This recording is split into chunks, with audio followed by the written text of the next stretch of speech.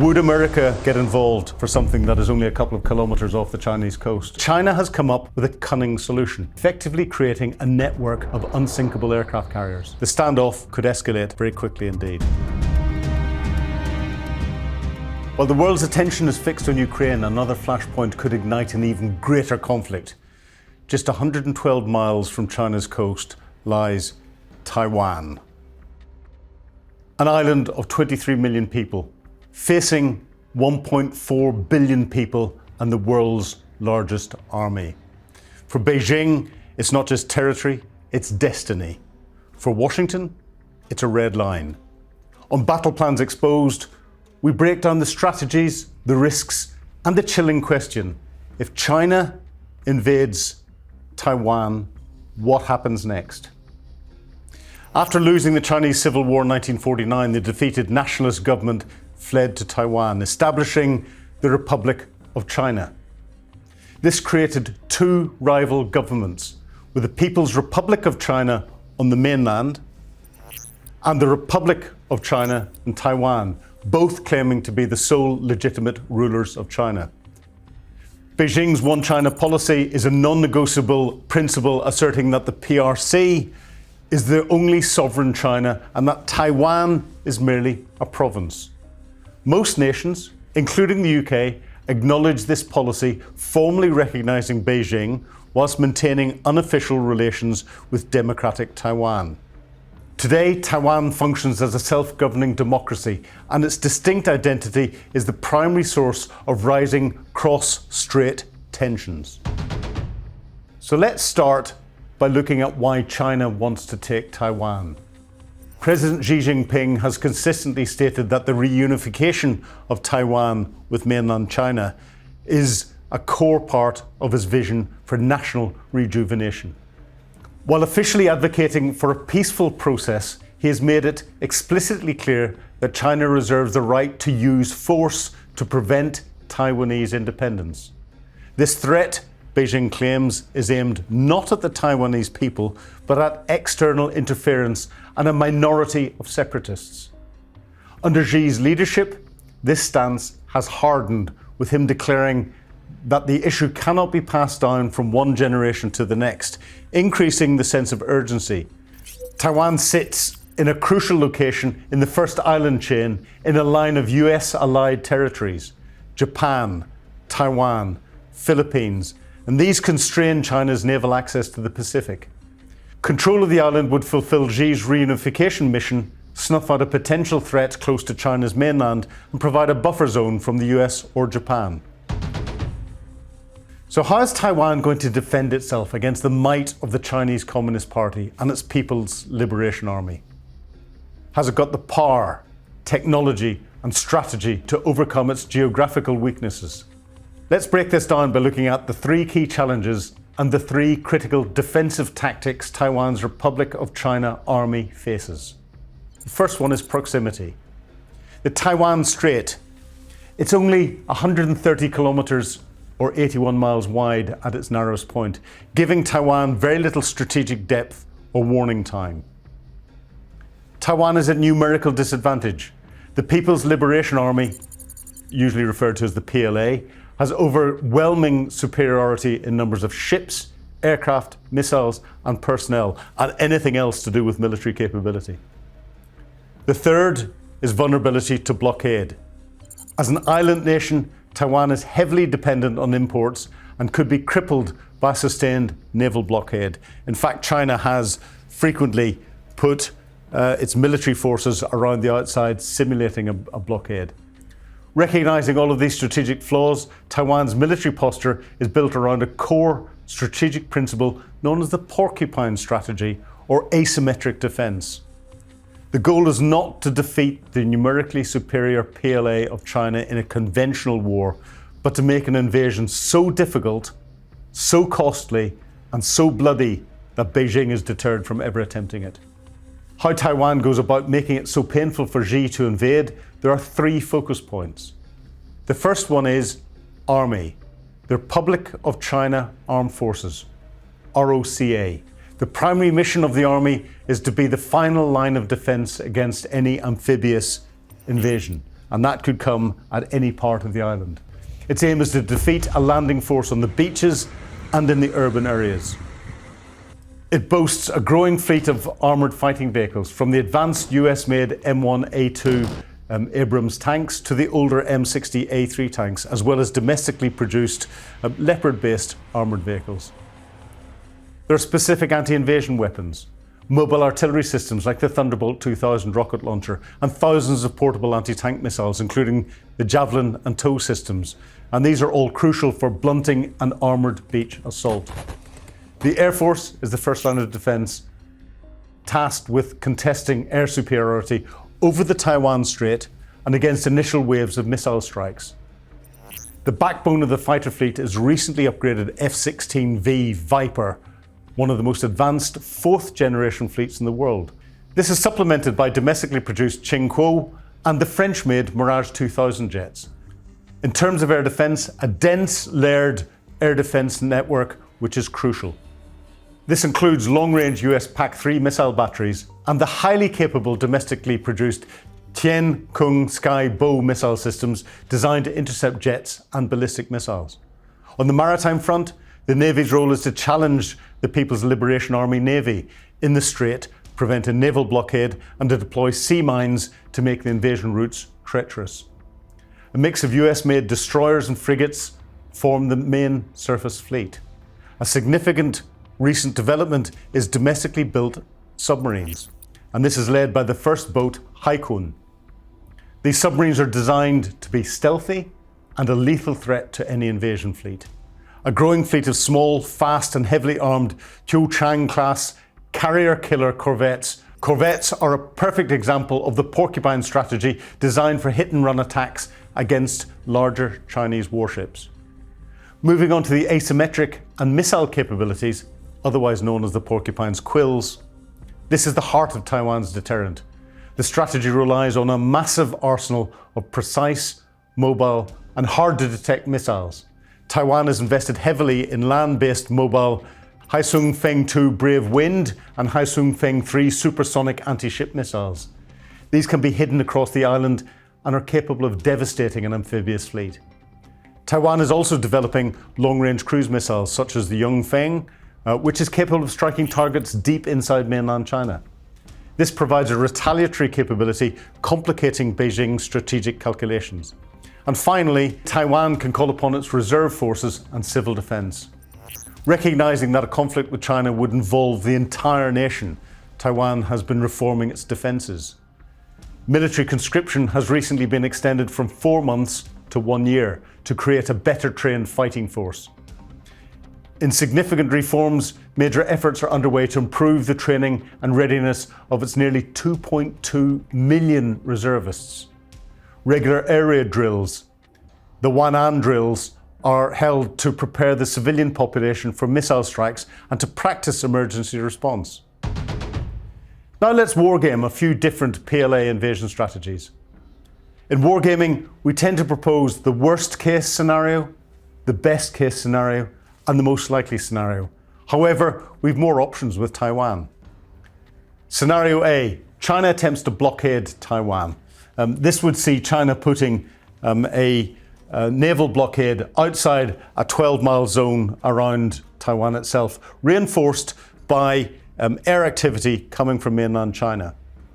It would test US resolve, and as the standoff continues, it would create economic instability in Taiwan, with a lack of ability for goods to be delivered, but a lack of ability for Taiwan to export some key exports around the world.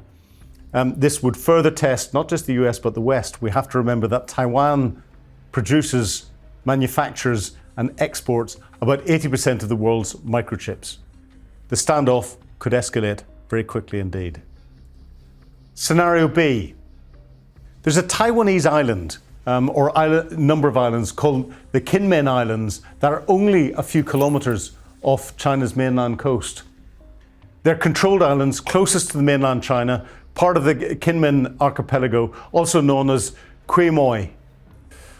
Only 2 kilometers away from mainland China is the closest point of Kinmen Islands, Fushing Island. China could capture that and then watch the West's reaction?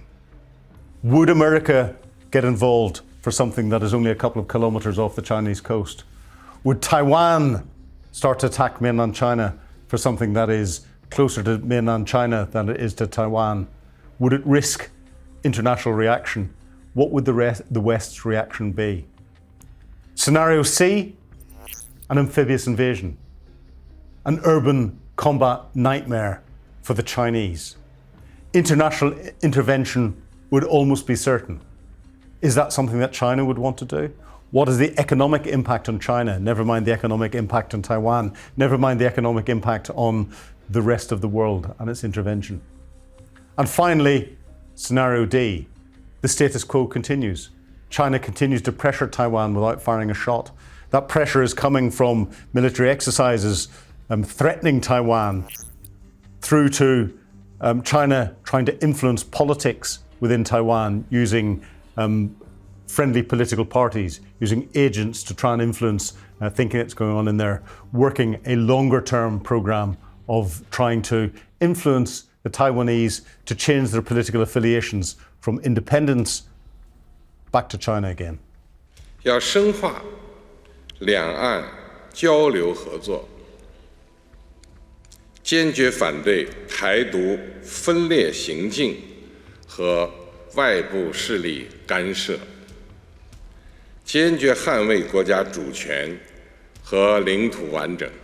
China is continually testing it with flights into the Air Defense Identification Zone, which is a zone outside Taiwan's territorial waters, but is an area where Taiwan's air traffic control will take responsibility for aircraft that are coming in. And if military aircraft come into that area, that could lead to an easy incursion into Taiwanese sovereign airspace. And regular military ship incursions, including exercise simulating the total blockade of Taiwan. But how would the United States react? How would the rest of the world react? Well, we're seeing this on a regular basis. China is flying hundreds of missions around Taiwan. It is skirting its air defense identification zone. It has conducted several exercises simulating surrounding Taiwan. And we're getting the international community making comment to China, suggesting that they step back from a military brink. But the one thing that the West is doing from a military perspective is sailing Western ships through the Taiwan Strait, whether it be from north to south or south to north, as an exercise of freedom of navigation. We've only just recently had UK warships who are in the region as part of the task force with HMS Prince of Wales go through the Taiwan Strait. China, as ever, raised a red flag and formally complained that this was the West interfering in its business because China sees this whole area as something that belongs to it. So zooming out, it's not just Taiwan China has its eye fixed on, there's a wider regional instability that China's expansionist policies are playing into. The foundation of China's aggressive territorial claims, the 9-dash line, a vague and sweeping claim that covers about 90% of the South China Sea. The claim overlaps with exclusive economic zones of Vietnam, the Philippines, Malaysia, Indonesia, and Brunei, leading to a significant geopolitical tension. So what is the 9-dash line? It is a demarcation line or a dividing line drawn on Chinese maps that encircles most of the South China Sea.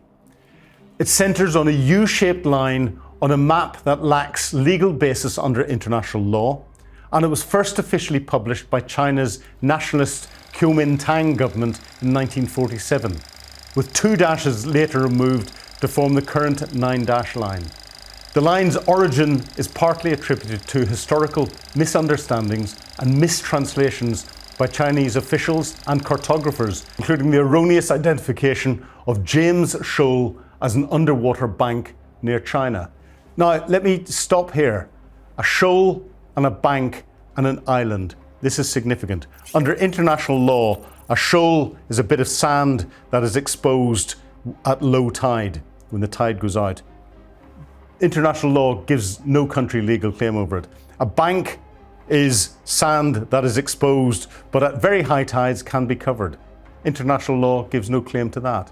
However, it turns into an island and a country claims that island, international law can allow a 12-mile territorial zone around the outside and a 200-mile nautical mile. This is economic zone. This is significant. China's claim extends far beyond what is permitted under the UN Convention on the Law of Sea and a treaty that China itself has signed. But China has significant economic interest as the South China Sea is a major global shipping route and home to abundant fishing grounds, making control over it highly valuable. In addition, it is thought that underneath the South and East China Seas, there are huge reserves of natural resources. From a trade perspective, between $3.5 and $5.5 trillion worth of trade goes through this area on an annual basis. Control of that is significant. In 2016, an International Court of Justice ruled that China's 9-line claim was illegal. The Philippines brought a case against China, and an international tribunal ruled overwhelmingly in favour of the Philippines, declaring the 9-line claim unlawful. But Beijing has consistently rejected the 2016 ruling, claiming it is null and void, and continuing to insist on the legitimacy of its historical claim. Southeast Asian countries like Vietnam and the Philippines, along with Indonesia, have rejected China's claim as baseless and a contravention of international law. But China has come up with a cunning solution. Completely ignoring international law, China has launched a massive island building campaign, primarily in the Paracel and Spratly Islands. It has dredged sand to transform submerged reefs and atolls into large artificial islands. Remember, I talked of areas covered by tides at low tide or high tide and the difference between islands. These islands are not civilian outposts, but they're heavily fortified military bases. China has constructed military-grade runways, advanced sensor arrays, hangars for fighter jets, and emplacements for anti-ship and anti-aircraft missiles, effectively creating a network of unsinkable aircraft carriers. Elsewhere, China uses its powerful coast guard and a state-controlled maritime militia, a fleet of fishing boats, to harass and intimidate other nations. And against the Philippines, this is where some of the most intense aggression has been detected. China's Coast Guard vessels routinely try to block resupply missions to Filipino military outposts on the second Thomas Shoal. And their tactics include ramming Filipino vessels, firing powerful water cannons, using blinding lasers against the crews, and performing dangerous high-speed maneuvers. Chinese vessels regularly shadow and harass oil and gas exploration vessels and fishing boats from Vietnam and Malaysia from operating within their own internationally recognized exclusive economic zones. Looking at the East China Sea, the conflict is primarily with Japan over a group of uninhabited islands known as the Senkaku Islands in Japan or the Diaoyu Islands in China. China does not occupy the islands but uses its Coast Guard again to wedge a campaign of attrition. Chinese Coast Guard ships make near daily incursions into the territorial waters around the islands, challenging Japanese administration. They frequently trail Japanese fishing boats and shadow Japanese Coast Guard vessels, creating a constant state of tension and aiming to establish a permanent presence through sheer persistence. This isn't going to go away. There'll be more on this if you want. So please, if you want more on Taiwan and what's happening in Southeast Asia, put it in your comments. But thank you for watching today's episode. If you've enjoyed it, give it a like, subscribe to the Sun YouTube channel, and let us know your thoughts in the comments. And ask us some questions. Put the questions in and we'll try and answer them in the future. There's a lot more to come here. Thank you for watching. Goodbye.